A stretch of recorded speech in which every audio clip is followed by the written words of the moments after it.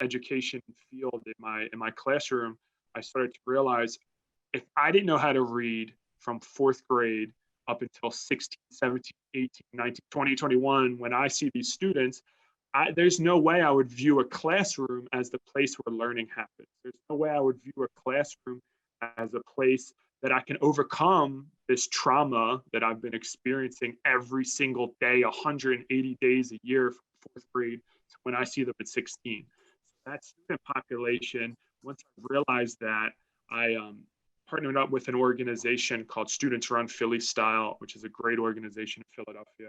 I brought a running program to One Bright Right Community High School and started running all over the city. And they got shoes, they got entered into all the major races. And once I saw that, once I got students outside of the classroom and into the community, and we were running all over the place, I saw the relationships being formed. I saw the questions coming out of their mouths. I saw the learning happening at such an increased rate that I said, okay, this is it. I can't, in like good faith, continue to teach solely from a classroom and feel like I'm doing my best when I know there's a better way. So I had to like step into that and do a lot of soul searching and humble myself and go through my own sort of personal awakening and deal with my own demons, because I knew I kind of found out what my purpose was, and I knew what it would need for me to do in order to step into it. And yeah, after the running program, I did that for 5 years, and then decided to start We Love Philly to tackle that issue. And tactfully, here's the question: We Love Philly enables you to do some things that you can't do within the high school framework. And yeah, we many of us know about that, but you're doing things very successfully within the high school framework.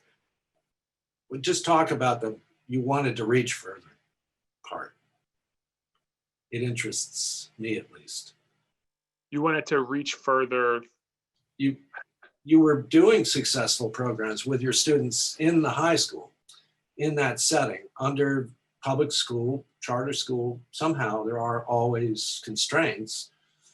What was the moment when what really pushed you to establish the nonprofit, and what do you think you can do with that that's somehow distinct from the public school model? So the thing that inspired the nonprofit the most was me really, I mentioned it a little earlier, but me really doing that soul searching and looking within and looking at what I needed to do in order to be a better service to not just my students, but to everyone around me. I had a really troubled upbringing, and then I took a lot of that trauma that I experienced. I caused a lot of pain for a lot of people in my early 20s and destroyed a lot of relationships and just wasn't a really good person.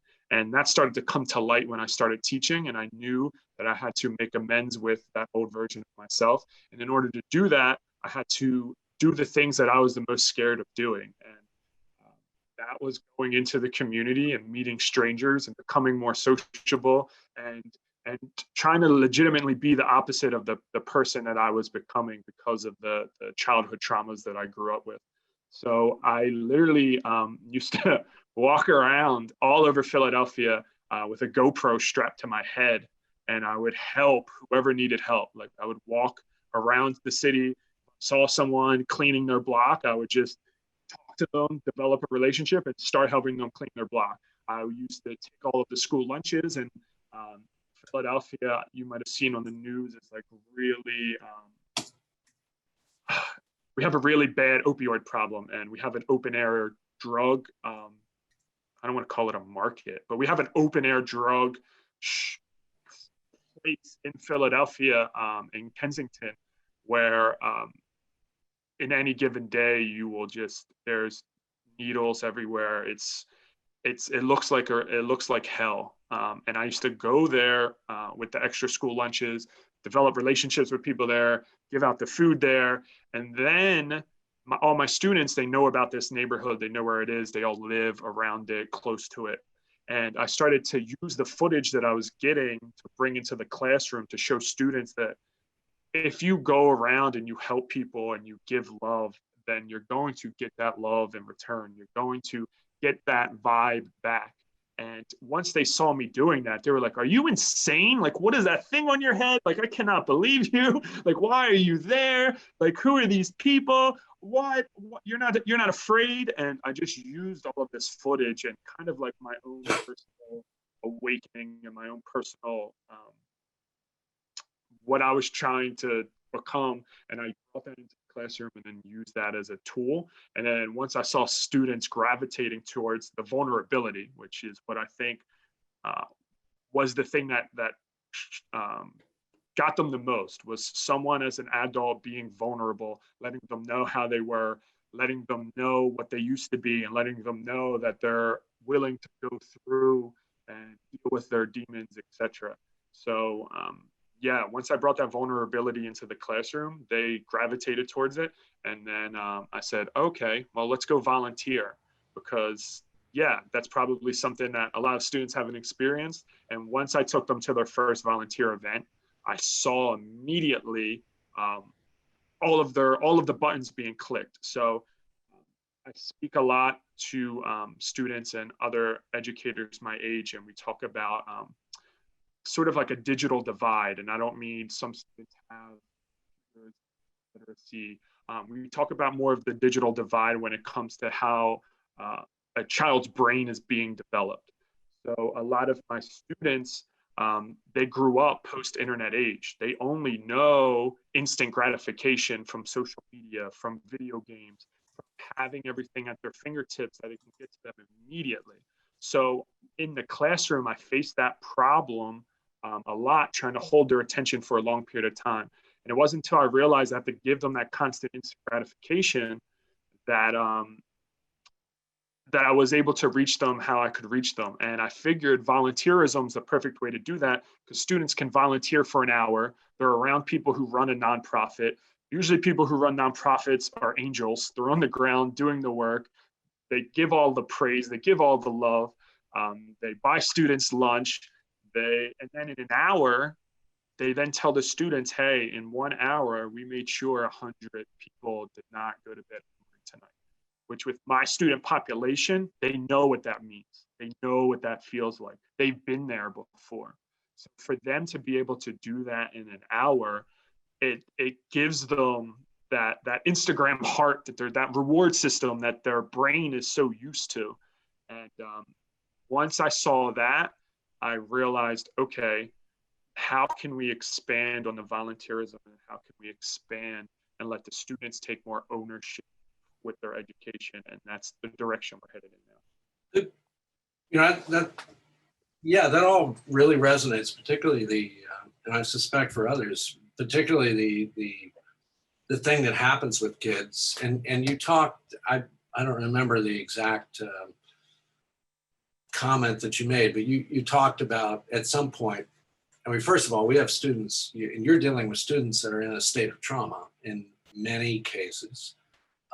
They've been unsuccessful in the typical school setting, and school is a place of either attitude or fear or both, like protecting yourself. Because if you can't read my kids were 5th grade and they couldn't read, and they had to be terrified. If they didn't know what was coming, I did. And you know what's coming for a 9th grader that can't read, a boatload of trouble. So, but then all of a sudden you give them an opportunity to do something that matters. And I want to kind of fast forward to the other thing you were talking about. Community service is all fine and well, and it's a great thing, and these angels in the community that do that work. But there's something about empowering these students that you've talked about, and that's core to the We Love Philly project, program, organization, because you're not just about getting kids to help people and do good deeds. You're about empowering them to feel like they can make a much bigger difference as members of the community, right? Yeah, and it takes it back to the ownership-based education that I mentioned.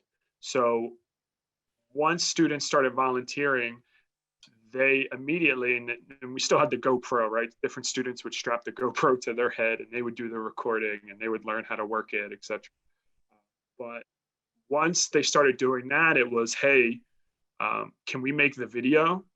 Can you teach us the video? And I was like, yeah. And then it was, hey, we've been sitting in with you. So every time we volunteer for an organization, we sit down with them, we interview them for the We Love Philly podcast. We make social media content for the nonprofit organization with the intention to get the nonprofit more volunteers, more donations, and kind of start connecting these nonprofit organizations together.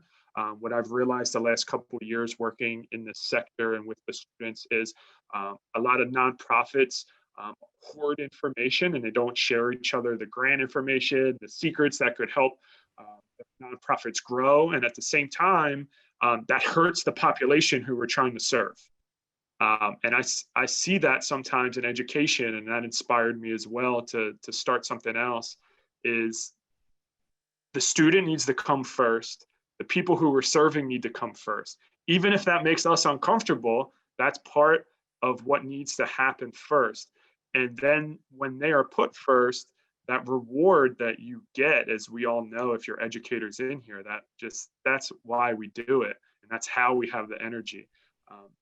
But when students started to sit in and started to see the process of the We Love Philly content creation, I could slowly start teaching them how to do a podcast, how to interview people, how to edit audio, how to edit a video, how to put together video content. And now they're using social media instead of something to distract them. They can actually start using it as a way to possibly make money, which has then led me to creating the We Love Philly curriculum and the We Love Philly brand as a way for students to practice entrepreneurship on a brand, learn those 2020 21st century skills that they're going to know, specifically with online marketing.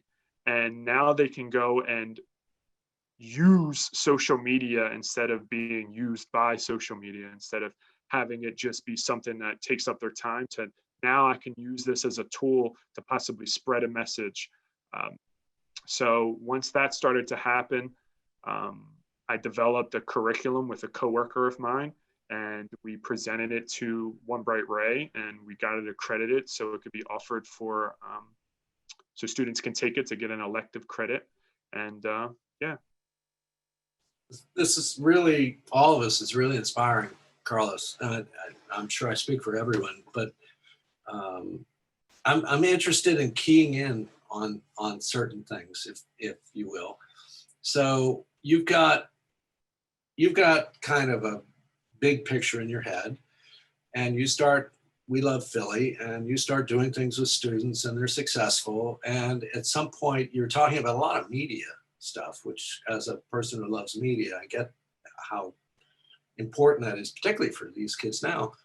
How do you navigate and in fact create an atmosphere where there's an organic process, because you can't reinvent what you're doing every day, whether you're in a classroom or in a nonprofit setting. You've got to have a program that you and the participants and people that support it understand.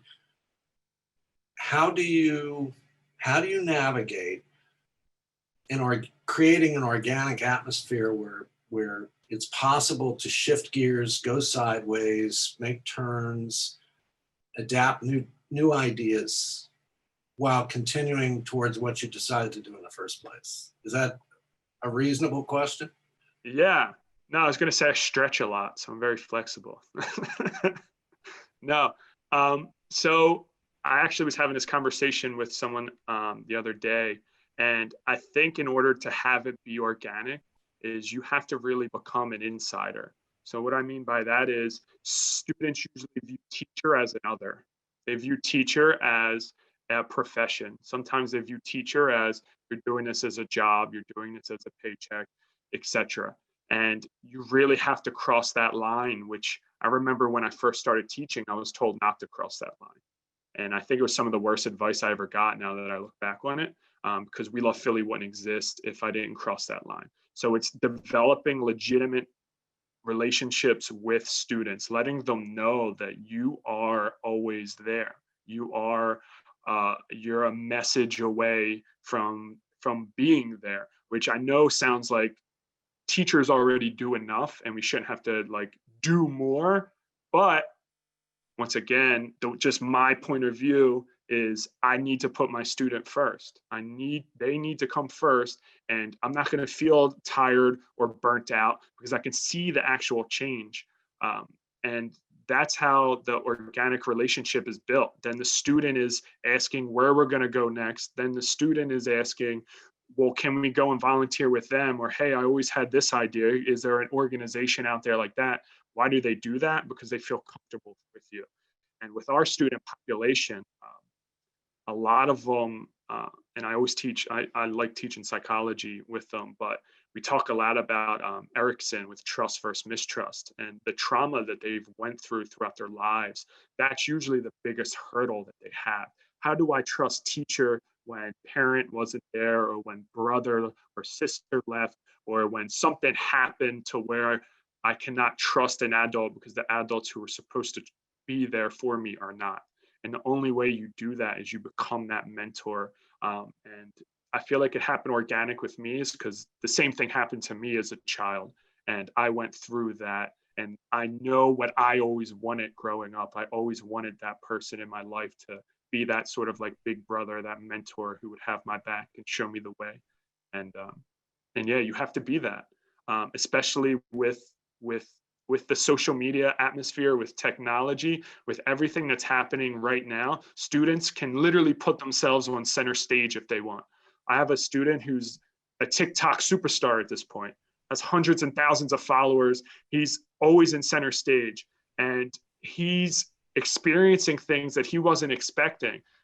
And if he couldn't turn to me and ask for help and know he can be vulnerable because I'm the one who modeled that vulnerability and I showed my darkest side and I let them know that this is how you can deal with it, this is how you can work with it, this is how you can merge it with your lighter side, then it would never happen organically. But you legitimately, especially with our student population, you have to mentor all of the soft skills that you think a parent should teach a child. You have to mentor and model all of that. And when you do that, and then they have that epiphany, like, oh my God, I've had all these other teachers and a lot of them don't do what he's doing. Like, he must be genuine.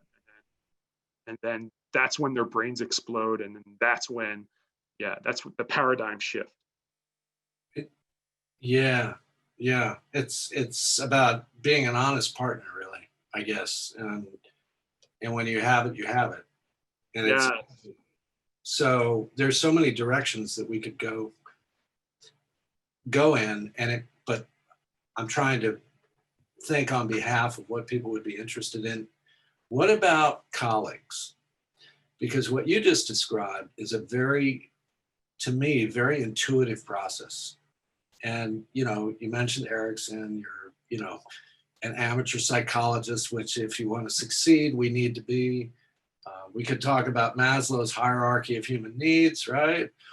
And how that all factors in. And I'm struck again and again over the years by how little difference there is between adults and kids and teachers and kids. And, we all bring to where we are what we went through. So my question would be, what about, let's go back to your high school situation, okay? Different from the nonprofit, kind of, a lot. How do we bring other colleagues along that some of them are never going to be moved? It's best to just say that bluntly. They're going to stay where they are, but there are a lot that will be moved. Can you tell us any success stories? I don't want to put you on the spot. Or what do you think about that? Getting other people to move in the direction we're talking about, with honest partnerships with students, taking risks, putting yourself out there. It goes back to education, right? You can't tell people, you have to show them. And you have to show them your enthusiasm and your energy and why you're so happy to do it. And example, when I brought the running program to the high school, it was just me. and like 5 or 6 students. And then after the first season, the second season, we got 12 students, and the students all started talking about it. So now the teachers are like, what's this guy doing? Like, why is he running half marathons and all of these runs with the kids? And then I got teachers to come and join and be part of the running program. And I think as educators, especially especially when you're young, I don't know, I guess all educators really, the reason we get burnt out is because we see something is not working, and our efforts are only reaching such a small few. And you're just like, wow, I'm putting in 12, 14 hours a day and I'm only reaching X percentage. And I feel like I could be better service in another field, right? And then what's at the 5-year mark, so many teachers quit. And I think that's because they're craving for something that works and something that they can see in a tangible result, and not only themselves. Because if I didn't do the running program and I didn't do We Love Philly, I would be a completely different person. That not only made me grow and me change, but since I grew and I changed, the students were along with the ride and did it as well. And the other teachers could see that.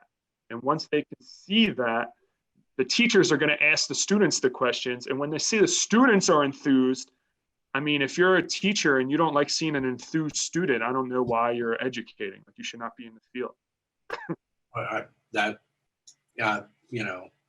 We're not going to unpack my stories, but that absolutely mirrors exactly what I experienced. When the kids move and the kids change, the adults pay attention. Yes, exactly. And then it becomes a question of how you, which was back to my real question, I think, which is how do you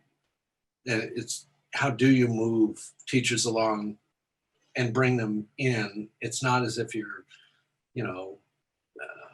some would-be guru with special ideas. You basically are succeeding with some things, and you're honestly not entirely sure what you're doing half the time. You're improvising, and you're moving off what works.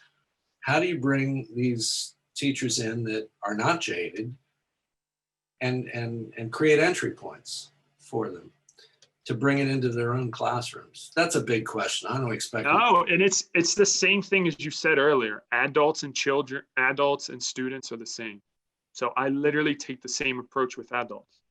I have the enthusiasm. I develop a relationship. I want to be there for you, right? I have a couple people on this call right now from Philadelphia. If they texted me and said, hey, I need you on this day, I will be there, right? And you have to develop that relationship. I'm not going to waste time and develop, like you said, there are the teachers who are stuck in their ways and want to change, and they know they only get observed a few times a year. And I've had all those teachers growing up. I know what those teachers are because I was a student and I see those teachers and I can recognize those teachers. And that inspired me to not be like that. But it's the same thing. I have to develop genuine relationships with people, and I have to be of service to them. It's the whole motto, and what I constantly teach all the students is legitimately, when you give that love to people, you're going to get it back. And if you don't, then that's how you know to cut the relationship short. And me and you were talking the other day, Joe, about reciprocity. I mean, it's one of the things that, yeah, it's very important to teach students reciprocity right now, as I mentioned earlier, specifically in the social media age, because they think a heart or a comment is reciprocity until they realize that when push comes to shove and their friends aren't there and there's other drama, and we all know it now as teachers, see the drama caused by social media. They learn when someone is there for them when no one else is. And it's the same thing. If you're going to gather these teachers together, if you're going to make a legitimate change, you're going to start your own nonprofit, if you're going to do all of that, you have to figure out not how can I manipulate this teacher to get them to do what I want, but how can I provide them a service first? And the service you're providing is maybe a way for a lot of teachers to do something in the education field that they feel like is working now, not when student comes back in 10 years and visits you in the classroom and is like, oh my God, you changed my life. And that's a great moment. But when a student does it and they're still a teenager, like that, yeah, like that's, you almost cry. Well, I've experienced both where I taught and through, you know, institutes, professional development with teachers from around the country and indeed the world. I've experienced this from quite a few teachers that, oh yeah, this is why I got into teaching. What you're talking about, what we're talking about here. And it's almost like it's almost like the, you know, the Polar Express. I forgot what the bells sound like. Sorry for that reference that might evade a few of us, but it's like you stop hearing the bells, you know, and you just get into the routine. Yes. You can't hear the you know, the Christmas bell thing. Anyway, that's pretty corny, but No, it's go ahead. no, I was gonna say it's so true with the routine, and I think that's part of the classroom.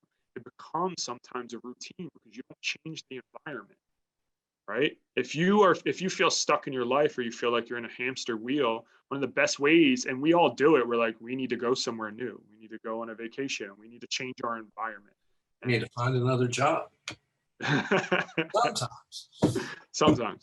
But yeah, just changing that environment it can be so refreshing, and it just like gives you a whole new outlook and inspires your new ideas because it's not the day in and the day out. Yeah. And yeah, it doesn't get stale when you have an entire city as your playground and as your classroom. And we're blessed to be in Philadelphia because it's a very old city and there's so much culture here. So I could literally be teaching until I die, and we wouldn't be able to cover the whole city yet. Well, yes, so much to do in so little time. And one of the things that comes up a lot is, you know, with some teachers, folks, is, well, this sounds like a great idea, but it sounds like a lot more work. But the irony is, and it's a heavy lift perhaps in the beginning. You're lucky, some of us, and I think you're one of them, have others to share the lift, but in the beginning, but once it becomes a fully collaborative process, and once there's something resembling a framework, you know, of this is what we do, this is how we operate, this is what We Love Philly is, and will we take this new project on? Maybe, maybe not. And you've got a lot of student energy. Does it become easier? Yeah. Yeah. I mean, it wouldn't be worth doing if it wasn't challenging, right? Like, Right. But you that's don't want to be living on the edge 24/7, 365 days a year for 10 years. You've got to, no, right. no, and that's where it comes back to. And I think I'm really blessed to have students who help me understand this. That's what it takes back, and it goes back to that ownership type education, and then even learning things outside of education, specifically like businesses and how to set up systems, and so you don't have to be at 100 places at once.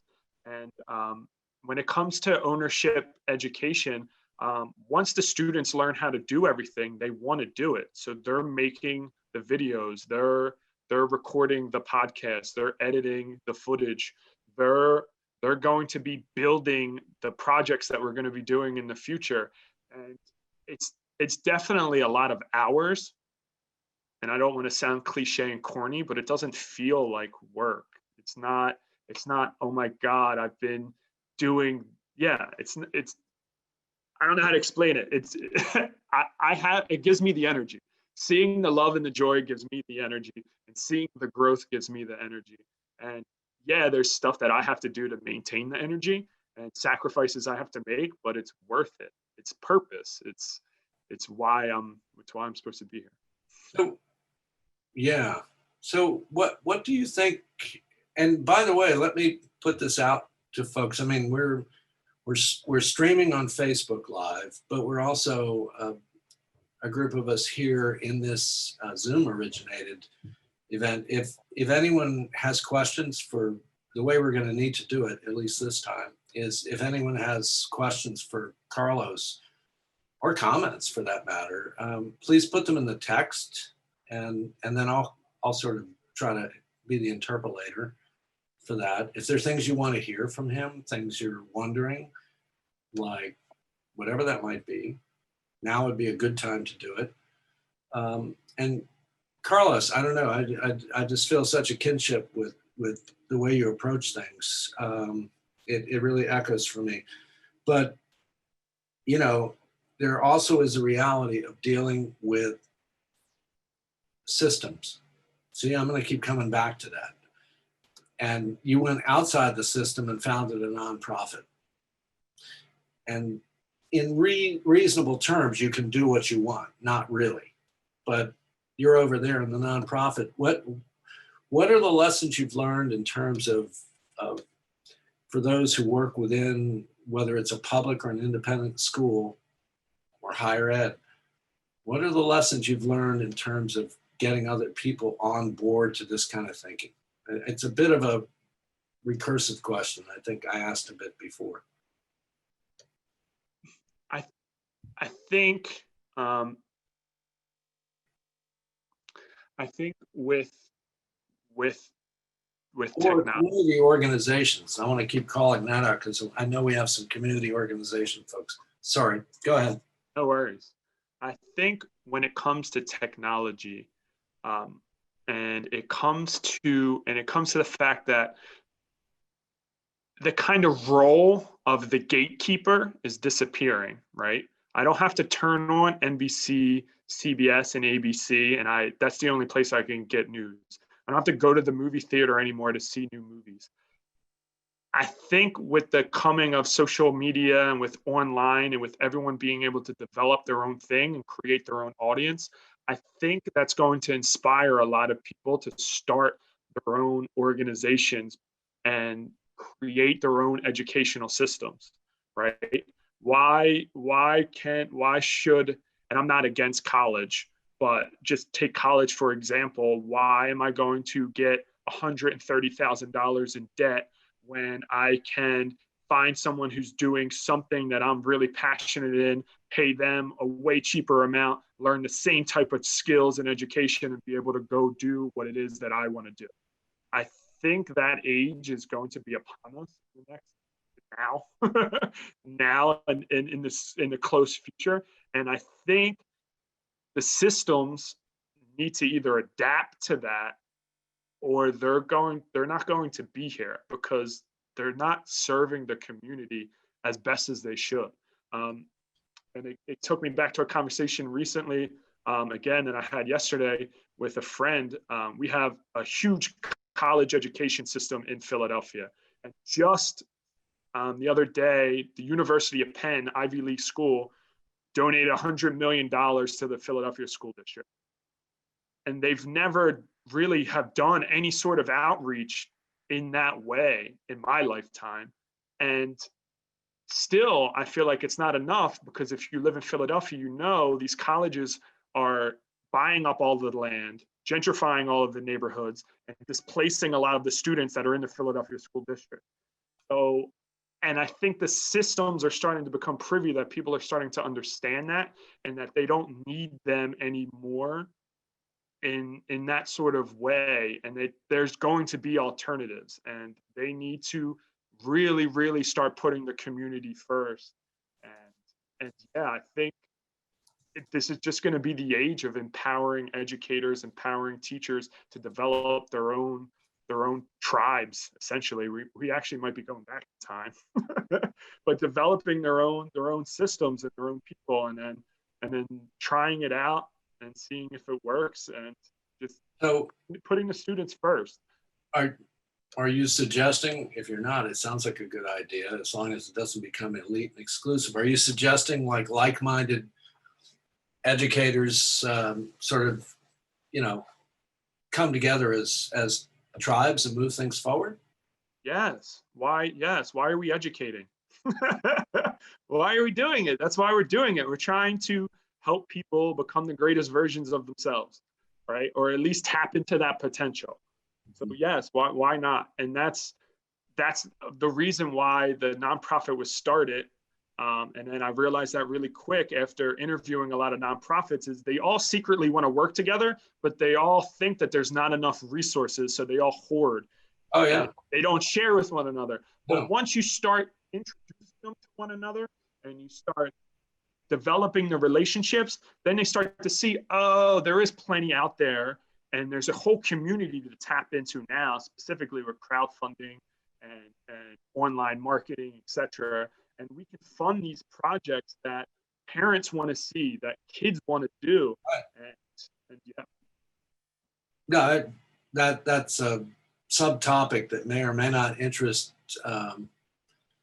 many of us here. It does interest me, but you know, I told you, we talked earlier before we kind of came online that, you know, Community Works Institute would love to help We Love Philly with their fundraising efforts, and maybe there's a way vice versa, but that nonprofits, organizations operate with a scarcity mentality. Yes, and that doesn't serve the people in any way, shape, or form. That's like the 100% opposite. That's right. And so again, I'm reminding, if anyone would like, with the few minutes we have left, if anyone would like to comment or has a question for Carlos or wants him to dig deeper, just use the chat function here. And there you go. Carolyn Keefe. Hi, Carolyn. Wait. Oh, you would have to unmute. Can you, as another comment, Carolyn, forgive me, just type in, where are you from? And sure. Yeah, there you go. Hi, Carolyn. So Carolyn's asking, how do you get students in the door to We Love Philly? And she said, I know you mentioned the importance of demonstrating your own enthusiasm and commitment. Is it as simple as that? Fair question, I said. In other words, if I'm a student, what's in it for me to join? And that's a great question. And I would add to that, how do you pull, might not be the word we want to use, but how do you pull the students that you most need, who are arguably, reasonably, and understandably very cynical, into the orbit of positive projects? So you know what I'm talking about? Yeah. So Carolyn, is this pre-COVID and virtual learning or post-COVID?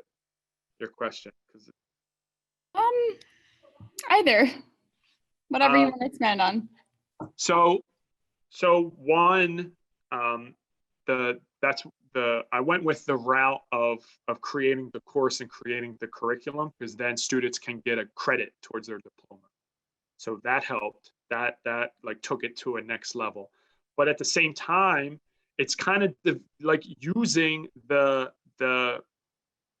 group mindset that's like kind of like in our DNA, that tribal mindset, right? If you went to a high school and it had a huge football team, right? And everyone wants to get behind the football team, and there's like a day to celebrate the football team. I can't think of it, Spirit Day or whatever. It's the same thing with whatever the organization is, right? We have to get the t-shirts. We got to get the swag that all the students like to wear. Everyone else has to wear like a uniform. Well, We Love Philly students get to wear the shirt. And by the way, did you know that We Love Philly students made this shirt and they designed the shirt, right? And shoes or whatever it is, so they can show off a little bit, because teenagers, they like to show off a little bit. And then also it's using that social media as your as a tool, right? So if said student creates a video and they're sharing it on their social media page to a bunch of 16 to 21-year-olds who might be fed up with their education, then that can also bring pull to We Love Philly. But it also, as Joe said, it's developing relationships with other people inside the school, so they can be the cheerleader too. So they can be like, yeah, Aponte, he's bouncing off the walls. He might sound crazy. He has all this energy, but like, look what he's doing, and look what the students are creating, and look at how they're repping that brand. And look, they're going to different businesses and they're selling their products. And here's a video a student made. We're going to do orientation next week, and I'm going to be in all the orientations. And a student made a We Love Philly recruitment video, and it's like a day in the life of a We Love Philly student. And it's like, hey, this student made this video because he wants you to join We Love Philly. Oh, that is brilliant, Carlos. Whose idea was that? Say that again. That is brilliant. Whose idea was that? it's just something that we came up with when we just talk, right? The cool thing.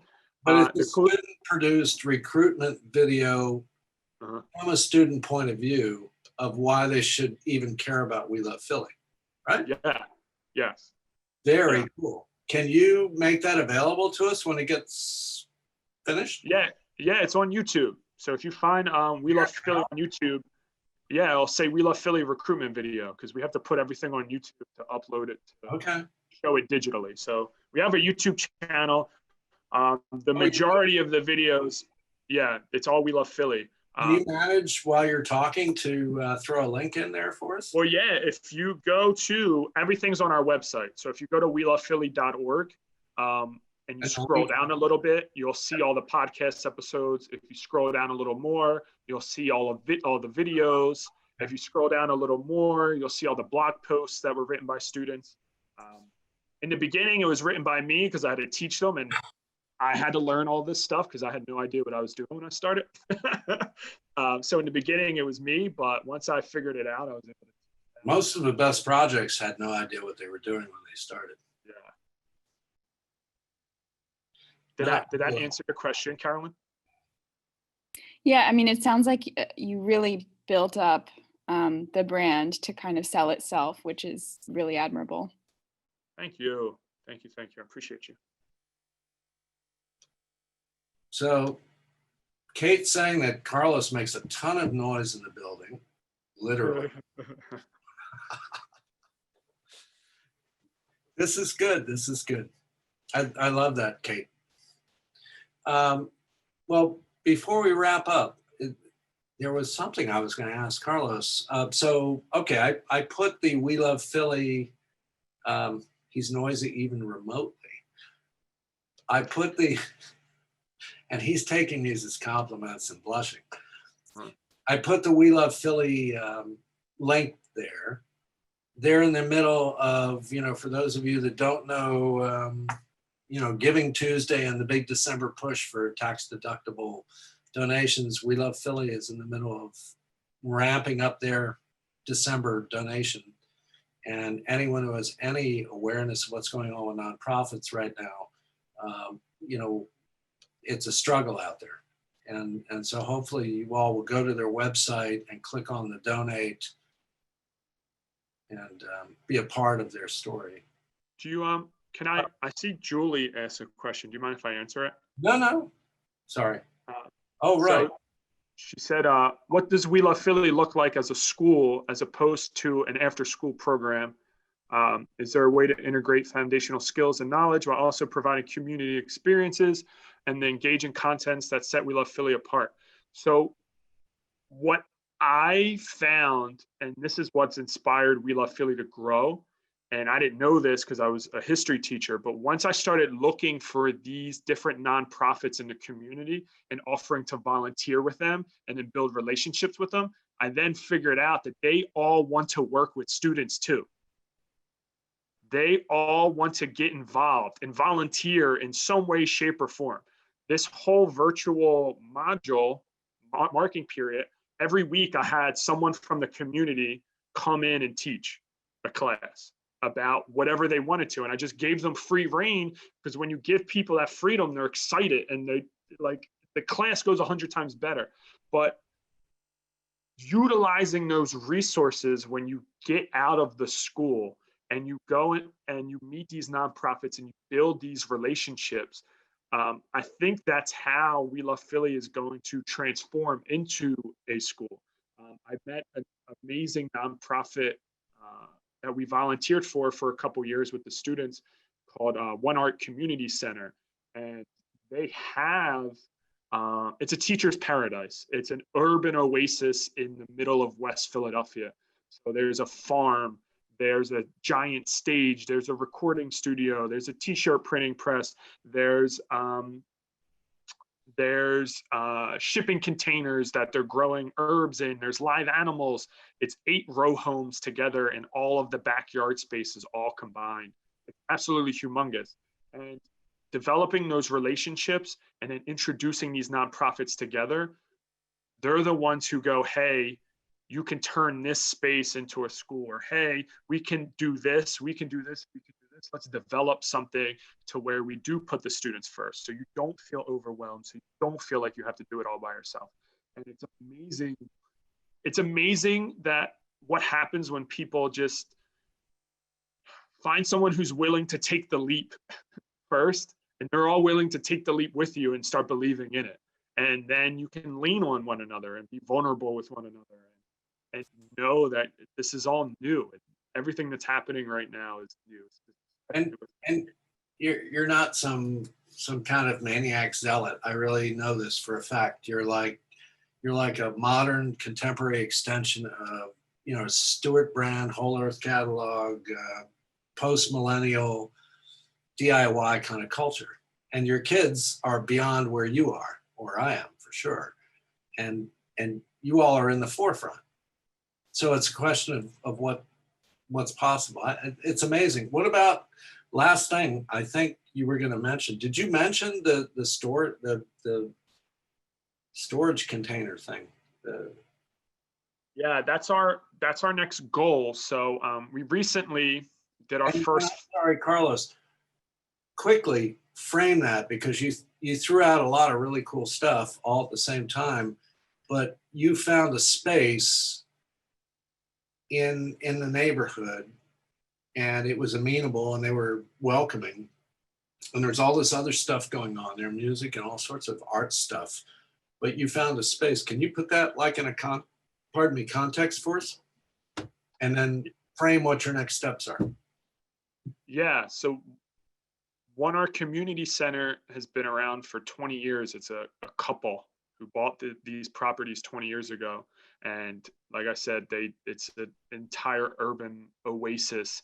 And alone, I would have never thought that We Love Philly was going to become a school. But once you start connecting with people and you start combining brains together, like I'm sure if all 12 of us or however many in this call sat in a room for an hour, set up a goal, all of these new ideas would flow that wouldn't have just been in Kate's head or Carolyn's head, that we all had to join together to come up with these ideas. And that's where we get out of that scarcity mindset and realize that there is everything that we need. We just got to find the right people, and we got to figure out how we can all be of service to one another. So recently in August, we did our first foray, We Love Philly did, into fundraising. And we were raising funds for a school bus, because the biggest barrier for students is trying to get to these volunteer events, to these entrepreneurs, business owners, etc. And in 1 month, we raised $10,000. And then after that, that got the eye of One Art Community Center, and we built a relationship with them previously, but she had me over for dinner and said, "What's your intention with We Love Philly?" And I let her know, and then she said, "Well, just do it here." So I said, okay. So our next project is, I'm really, really big with this generation coming up and having ownership. So much young people, not only through social media, right? They're owning their content, they're owning their brand, they're owning their image. But what eludes them is what the previous generations still have ownership of: the property, the government, everything that goes into running the society we have, right? Students don't feel like they have ownership with that. So I want to start giving them the opportunities to learn that ownership. So our next project is to turn a shipping container at One Art Community Center into a livable space. So students will be able to transform this and learn all of the skills needed with turning something into a livable space: the electric, the plumbing, the general construction. But then at the same time, with the curriculum outside of the shipping container, I could start teaching them financial literacy, home ownership, taxes, all of the things that we all say we should have learned in high school, and we did. So yeah, that's our next project. I'm currently in the lab with the students right now, that we're developing a video for that, to apply for a couple grants and to do some crowdsourcing. So be on the lookout for that. We're gonna be launching that hopefully before the new year. Well, this is all incredibly exciting, and folks can go to your website, which I reposted, welovephilly, right, .org, Yes, everything's there. and they can sign up for the mailing list Yeah, we send out a newsletter every week. and follow your progress. And we have everyone here, and then on Facebook's another story. We have your information. We'll follow up with you. I saw Julie's comment. Is it Julie? No, it was Kate. Kate's comment. Kate from Philly, that Carlos makes a lot of noise, but he catches every student's eye, and that's a great way to think about it. I like that. Just say it, Carlos. Thank you. And you catch our eyes. You caught mine. Thank you. I appreciate you. Yeah, you bet. So we're gonna wrap up, somewhat on time here, unless anyone wants to pop another question in there. You can stay in touch with Carlos through We Love Philly, and hopefully you'll stay in touch with us. And we really look forward to working with. Yeah, there's Carlos's email. We look forward to working with Carlos. He's a member of our CWI Collaborative, which is an amazing group of educators of all sorts and stripes across the US and around the world. And we look forward to working together going forward. And we'll invite all of you to think seriously about, I'm not going to bring graphics up, but think seriously about joining us. We have a Winter Institute coming up at the end of January. And it's right on point to what we're talking about here today, because, Carlos epitomizes the kind of educators we work with and support and hold in highest esteem. So there you go. Thanks, everyone.